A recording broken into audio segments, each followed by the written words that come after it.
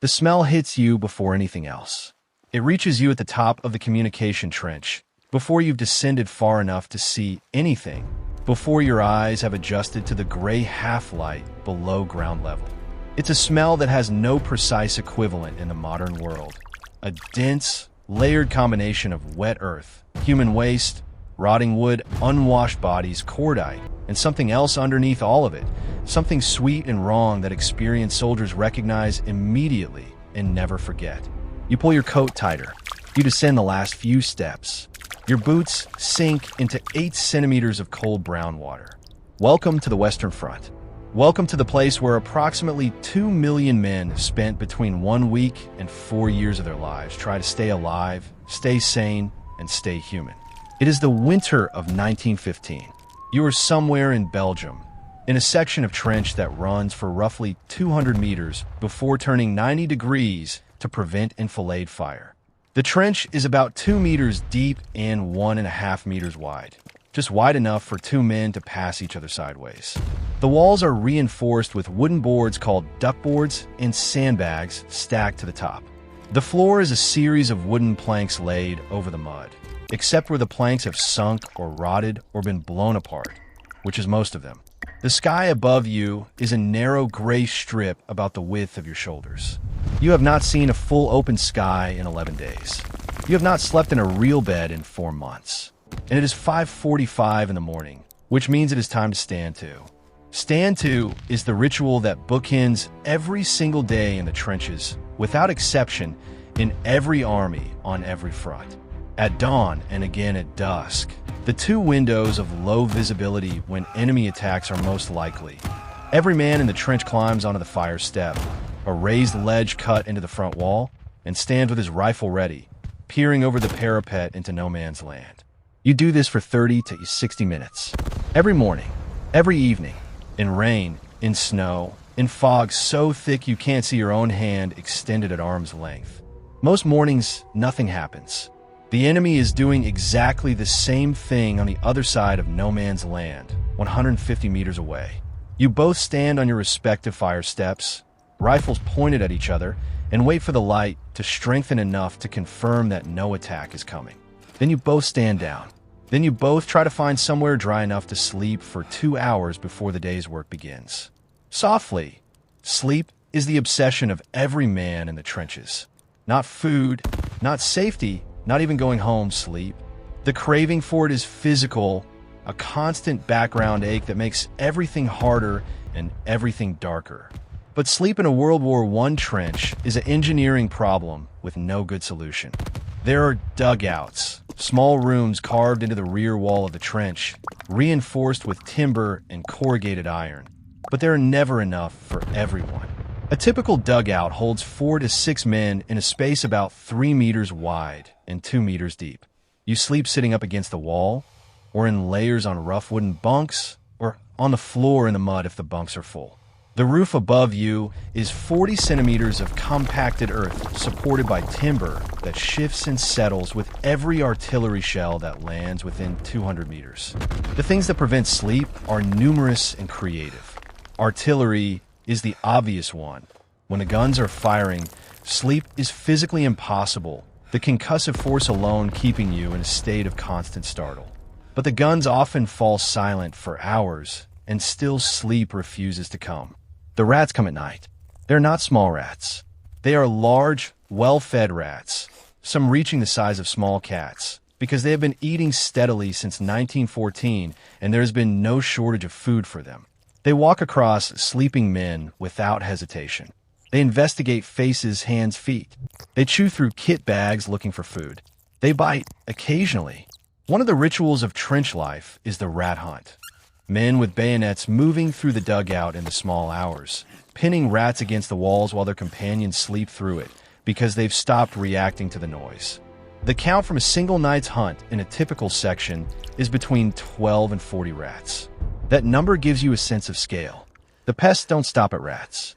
Lice are universal, inescapable, and in some ways more psychologically damaging than rats because you cannot escape them. They live in the seams of your clothing, in your hair, in your armpits, in the creases behind your knees. They bite constantly, producing a maddening itch that you cannot scratch hard enough to satisfy. Men describe the feeling of lice as a constant low-level torture that, over weeks, erodes the ability to think clearly, to remain calm, to feel like a human being rather than a host organism. The standard treatment is running a candle flame along the seams of your uniform while watching the lice pop and sizzle, a process called chatting from the British slang for lice. It takes 45 minutes.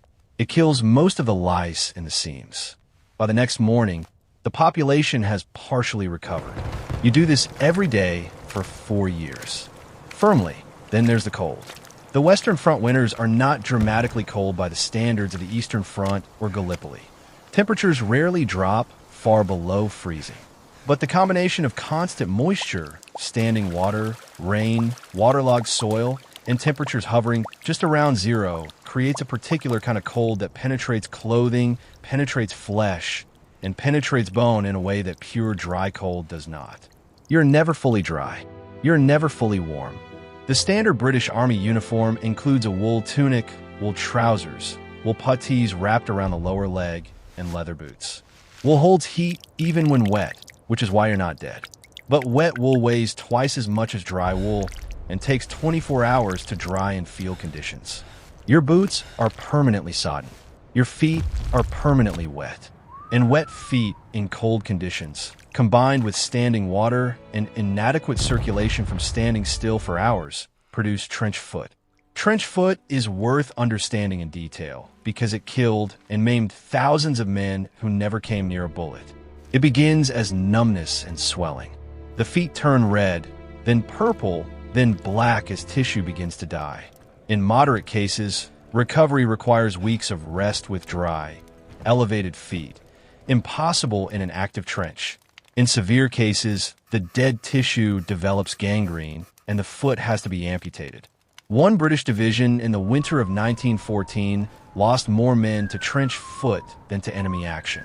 The solution, eventually, was simple. Dry socks, regularly changed, and whale oil rubbed into the feet twice daily to maintain the skin's barrier function. Each man was made responsible for inspecting his neighbor's feet. NCOs checked compliance. The rate of trench foot dropped dramatically, but it took 2 years of amputations to get there. Now let's talk about food, because it's both better and worse than most people imagine. The British Army's official daily ration for a frontline soldier included roughly 1.5 kilograms of food: biscuits, tinned bully beef, jam, tea, sugar, cheese, and occasionally fresh bread or bacon. On paper, it's enough calories to sustain a man doing heavy physical labor. In practice, getting that food from the supply depot to the men in the frontline trench is a logistical challenge complicated by enemy fire, shell-cratered roads, limited carrying capacity, and a bureaucratic supply chain that was designed for conventional warfare, not 4-year-long static attrition. Besides, what arrives at the front line is often cold, partial, late, and occasionally non-existent. The most common meal in the trenches is bully beef and biscuits. Bully beef is tinned corned beef, dense, salty, fatty, calorie-rich, and utterly monotonous. The biscuits are not soft bread.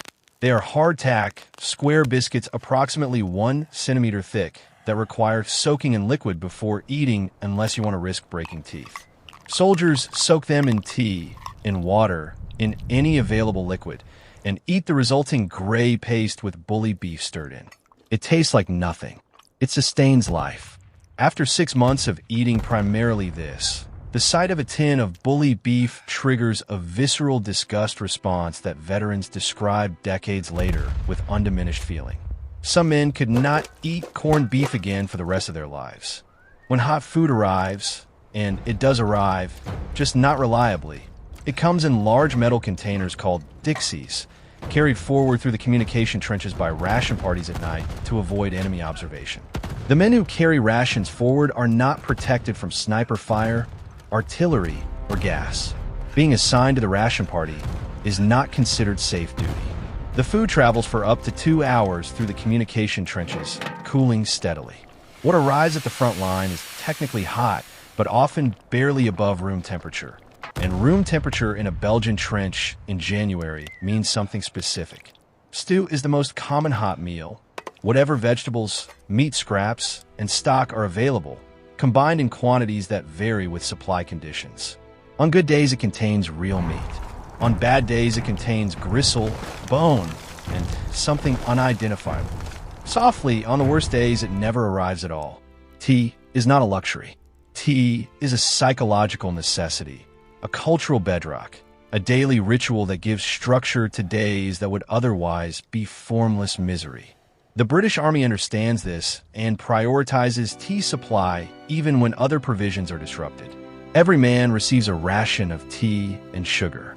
Every section has a small brazier, a metal container for burning solid fuel, or wood for heating water. Making tea in the trenches requires maintaining a small fire without producing smoke visible to enemy observers, which means using smokeless fuel when possible, covering the brazier with a ground sheet, and timing the cooking to periods of low visibility. The men are good at this. They've had months of practice. The first cup of tea in the morning, hot and sweet, sitting against the trench wall as the standa ends and the light strengthens. That cup is described in memoir after memoir as the best thing, the one good thing, the moment the day becomes temporarily bearable. Pause bathing. Let's address this directly because it's the question that most people find simultaneously most curious and most uncomfortable. How do you maintain basic hygiene when you're living in a muddy trench with no running water, no shower facilities, no laundry service, and artillery potentially landing at any moment? The short answer is badly, and with enormous effort, and only when circumstances permit. The longer answer requires understanding how the trench rotation system works. Frontline soldiers don't spend the entire war in the front trench.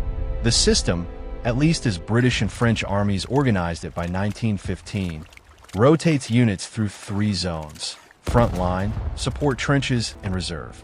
A typical rotation might be 4 to 8 days in the front line, followed by 4 to 8 days in support trenches, followed by a similar period in reserve, followed by several days of rest billets in a village or town several kilometers behind the lines. Rest billets are where bathing happens. The Army operates mobile bath units, converted brewery vats, purpose-built shower facilities, or simply large wooden tubs, where men strip, scrub, and receive clean clothes while their old uniform is deloused. This happens approximately every 2 to 3 weeks. Between bath days, you wash from a helmet. The helmet wash is one of the great practical innovations of trench life. Your steel helmet holds approximately 4 liters of water, just enough for a functional wash if you're efficient about it. You fill it for whatever clean water is available, strip to the waist, and wash face, neck, armpits, and groin in that order, using a rag and whatever soap you have left. The water is cold. The trench is cold. The wind cuts across the open top of the trench. You work quickly because standing half-dressed in a trench in winter is a reliable way to get hypothermia, and because the man behind you is waiting for his turn. Then you dress, tip the dirty water into the drainage sump, and go back to whatever you were doing.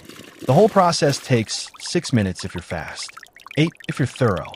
You do this every 2 or 3 days between bath days, and it keeps you functional but not clean. Not really clean. Not clean in the way that matters to the deep animal part of the brain that associates cleanliness with safety. Shaving is mandatory, and this surprises people. The image of the World War I soldier often includes stubble or a beard, but official policy in the British Army requires daily shaving. The practical reason is gas masks. A full beard prevents the rubber seal from sitting flush against the face, leaving gaps through which chlorine or mustard gas can enter. A man who hasn't shaved is a man whose gas mask doesn't work. So every morning, after stand 2, men shave using cold water, a straight razor, and whatever lather they can produce from a dwindling bar of soap. The razor needs stropping because blades dull quickly without proper maintenance, and a sharp razor on cold. Wind-dried skin is difficult enough without adding a dull edge. Men who are good at shaving, who can produce a clean result quickly with cold water and poor light, are respected for this. It sounds trivial. It isn't. Maintaining this small piece of normalcy matters psychologically in a way that's difficult to quantify. The latrines are, by any reasonable standard, catastrophic. A latrine is a sump, a pit dug at the end of a short branch trench, covered with a wooden board with a hole in it, screened from the main trench by a piece of canvas for nominal privacy. They overflow regularly when the water table rises, which in the low-lying Belgian clay happens frequently. They attract rats. They smell, obviously, in a way that even the general smell of the trench doesn't prepare you for. Using them at night requires navigating the trench in darkness to avoid exposing yourself to snipers, because a man silhouetted against the sky while answering nature's call is a viable target, and snipers have standing orders to exploit exactly this. The practical solution, widely adopted, is a tin can used in the dugout at night. It is emptied in the morning. Everyone pretends this is normal, because after 3 weeks, it is normal. Dental hygiene is theoretically provided for. Men receive toothbrushes and tooth powder. But in practice, dental care in the trenches is whatever you can manage with whatever you have available. Severe dental problems require visiting the regimental medical officer, whose dental toolkit is basic, whose anesthesia options are limited, and whose waiting list is long. Tooth infections are common. Tooth loss is common. Men in their 20s finish the war with teeth decades older than their bodies. It's one of the banal physical costs of trench life that the official histories don't measure. Thoughtfully, what the official records do measure, eventually, is disease. Not wounds from enemy action. Disease. Across the entire war, roughly 44% of British hospital admissions are for sickness rather than wounds. Dysentery, typhoid, trench fever, pneumonia, influenza, skin infections, gastrointestinal illness from contaminated water. The trenches are an ideal environment for pathogen transmission. Thousands of men in close proximity, limited hygiene, contaminated water sources, weakened immune systems from cold and malnutrition, wounds that become infected before medical attention arrives. The medical officers understand germ theory. This is 1915, not the Middle Ages, but understanding the theory doesn't create the infrastructure needed to prevent transmission when you're living in a drainage ditch with 100 other men. Water contamination is a particular problem because the water table in Belgium sits just below the trench floor, and that water table is contaminated with everything that has entered the soil since 1914. Human waste, decomposing organic matter, chemical residue from shells. Drinking water comes from supply tanks at the rear, treated with chloride of lime to kill bacteria. It tastes strongly of chlorine. The men hate it, but the alternative, drinking untreated local water, produces dysentery with near certainty. So you drink the chlorine water, and you grimace, and you appreciate that some staff officer somewhere had the sense to treat the water supply, even if he had no sense about anything else. The psychological weight of these physical conditions accumulates slowly. In the first weeks, discomfort is intense, but bearable. You tell yourself it's temporary. You'll adjust. It won't be long. By the 3rd month, you've adjusted as much as the human organism can adjust, which is more than you'd have believed, but less than you need. By the 6th month, the chronic sleep deprivation, the cold, the parasites, the noise, the monotony, the constant low-level threat of sudden violent death have combined into something the Army calls shell shock, and the 21st century calls post-traumatic stress disorder. Men shake uncontrollably. Men go mute. Men cry without stopping and cannot explain why. Men function perfectly normally through a bombardment, and then have a complete breakdown when asked to button their own coat. The medical response is inconsistent and often cruel. Some men are treated with sympathy and rest. Others are accused of cowardice and threatened with court-martial. Some are shot.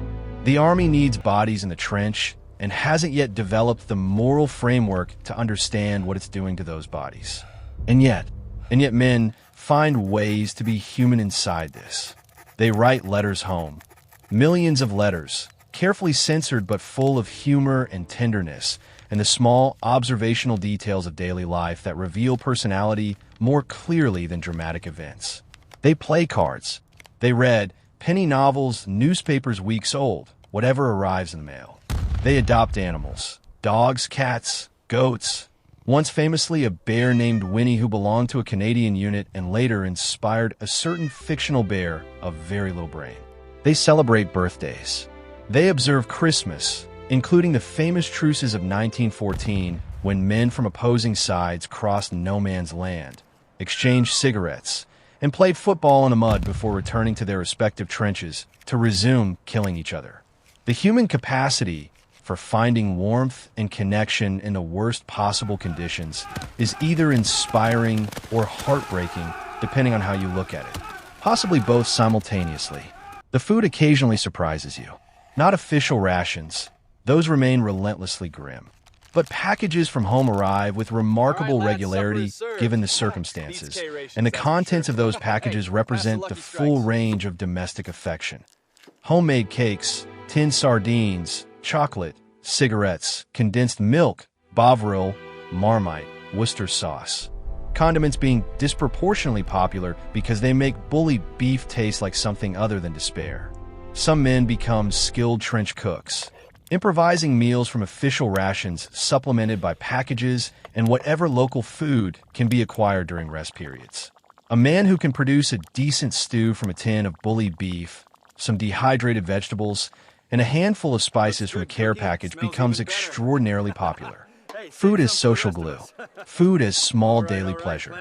Food is proof that someone at home is thinking of you. The rum ration deserves its own mention. Every morning after Stand 2, British soldiers receive a small measure, approximately 60 milliliters, of dark naval rum, issued from a ceramic SRD jar that officially stands for Supply Reserve Depot, but which soldiers immediately renamed Service Rum Diluted or, more pointedly, seldom reaches destination. The rum is strong, dark, and arrives at the right temperature, which is body temperature in your stomach approximately 4 minutes after drinking. It does not make the cold go away. It does not make the lice stop biting, or the rats stop moving, or the artillery stop falling. But it creates a few minutes of warmth and a slight chemical softening of the edges. And in the context of a trench at dawn in January in Belgium, that matters.